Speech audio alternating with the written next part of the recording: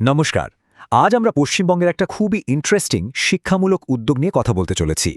একটা এমন প্রজেক্ট যা রাজ্যের হাজার হাজার স্কুলে একেবারে ডিজিটাল শিক্ষার দরজা খুলে দিচ্ছে। সংখ্যাটা দেখুন একবার, প্রায় ২,৫০০ স্কুল। ভাবা যায় রাজ্যের এতগুলো স্কুলে তথ্য প্রযুক্তি বা আইসিটি শিক্ষা পৌঁছে দেওয়ার একটা বিশাল সুযোগ কিন্তু তৈরি হয়েছে এই প্রজেক্টের হাত ধরে। তো কেউ যদি পশ্চিমবঙ্গের ক্লাসরুমে এই টেকনোলজি আনার যাত্রায় সামিল হতে চান, তাহলে উপায়টা কি? চলুন এই মিশনে একজন স্কুল কোঅর্ডিনেটর হিসেবে কিভাবে যোগ দেওয়া যায় তার পুরো প্রক্রিয়াটা আমরা ধাপে ধাপে জেনে নিই। The first step towards achieving your dreams is having the right coach. Get the best education with Convolution Educare and make your government and corporate job training dreams come true. Download the app now.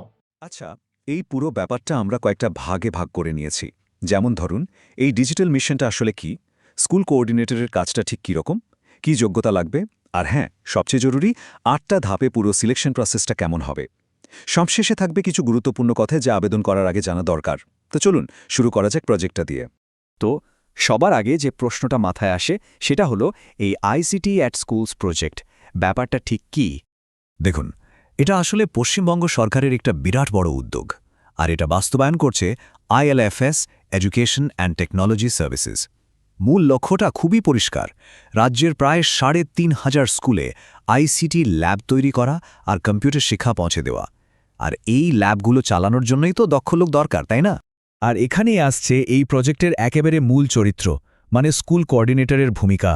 একজন school কোঅর্ডিনেটরের কাজ কিন্তু শুধু পড়ানো নয়, তিনি একাধারে স্কুলের ICT ল্যাবটা manage করবেন, ছাত্রছাত্রীদের কম্পিউটার শেখাবেন, আবার স্কুলের অন্য শিক্ষকদেরও আইটি ট্রেনিং দেবেন। মানে তিনি হলেন সেই মানুষটা যিনি নিশ্চিত করেন যে স্কুলের ছাত্রছাত্রী থেকে শুরু করে শিক্ষক সবাই যেন প্রযুক্তির সুবিধাটা ঠিকঠাক পায়। বেশ, তো এই গুরুত্বপূর্ণ পদের জন্য আবেদন করতে গেলে কি কি যোগ্যতা থাকা দরকার, চলুন এবার সেটা একটু ঝালিয়ে নেওয়া যাক। দেখুন, কয়েকটা মিনিমাম রিকোয়ারমেন্টস আছে। যেমন যে কোনো বিষয়ে গ্র্যাজুয়েট হতে হবে, তার সাথে কম্পিউটারে অন্তত ১ বছরের ডিপ্লোমা থাকা চাই, আর বেসিক কম্পিউটার তো জানতেই হবে। অভিজ্ঞতার ক্ষেত্রে মাধ্যমিক স্কুলের জন্য ১ বছর আর উচ্চ মাধ্যমিক স্কুলের জন্য অন্তত ২ বছরের অভিজ্ঞতা লাগবে। এগুলো কিন্তু মাস্ট, মানে থাকতেই হবে।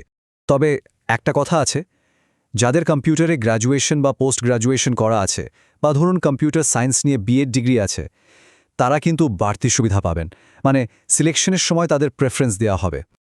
আচ্ছা, ধরে নেওয়া যাক যোগ্যতা মিলে গেল, এরপর কি? এরপরই শুরু হবে আসল যাত্রা, মানে সিলেকশন প্রসেস। আর এটা কিন্তু একটা ৮ ধাপের লম্বা জার্নি। এই যে দেখুন, পুরো রাস্তাটা এখানে একেবারে ছকে দেওয়া আছে। অনলাইন অ্যাপ্লিকেশন দিয়ে শুরু, তারপর ডকুমেন্ট ভেরিফিকেশন, অ্যাডমিট কার্ড, এরপর লিখিত পরীক্ষা, 2টো ইন্টারভিউ, ট্রেনিং, আর সব শেষে অফার লেটার। মানে একদম শুরু থেকে শেষ পর্যন্ত পুরো ছবিটা পরিষ্কার।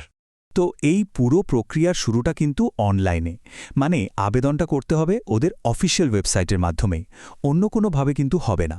আর আবেদন করার সময় কয়েকটা ডকুমেন্ট কিন্তু হাতের কাছে তৈরি রাখতে হবে।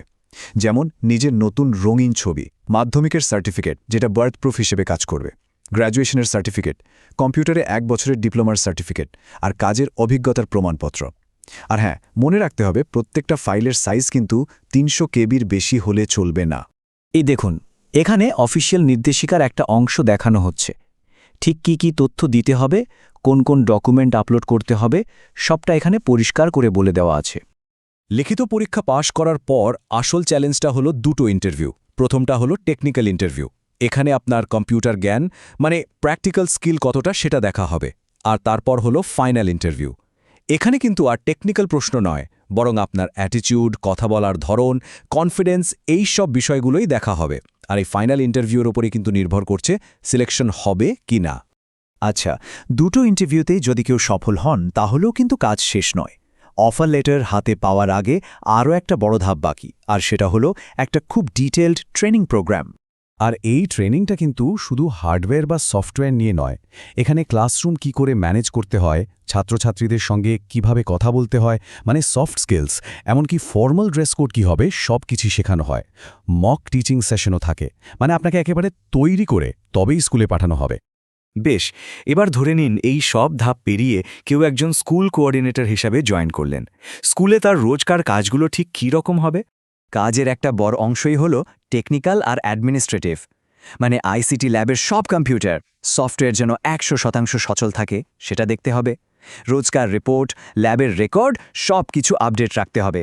আর কম্পিউটারে কোনো সমস্যা হলে সঙ্গে সঙ্গে প্রজেক্টের হেল্প ডেস্কে যোগাযোগ করে সেটা সারানোর ব্যবস্থা করতে হবে। আর দ্বিতীয় দিকটা হলো পুরোপুরি শিক্ষামূলক।